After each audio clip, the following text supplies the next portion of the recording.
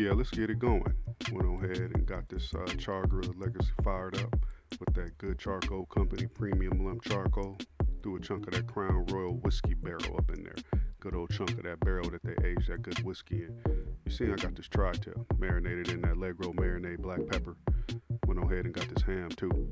I seasoned the TriTip with Island Boy Spices Island Rock Roast Rub. Threw them next to each other after about a good hour or so. I was running a little hot, so I decided to move it on over. Temp was looking good. Put it right on top of them charcoals. Let it sear up. Just like that. I'm gonna go ahead and flip it over. Just like that. You know what I mean? First time trying this method. Look at that. That's looking real good. Thanks to my boy Jeff over at Outdoors with Jeff. Check out his video if you want to see it. Done real good too. So I decided to try this method. Never tried it before. And that bad boy was tender. Can't forget about that ham. The ham was out there getting nice and re-smoked. Took that Allegro Marinades Nashville Hot, made a little glaze with some lemon and some garlic, let it reduce down, and went on ahead and glazed up that ham.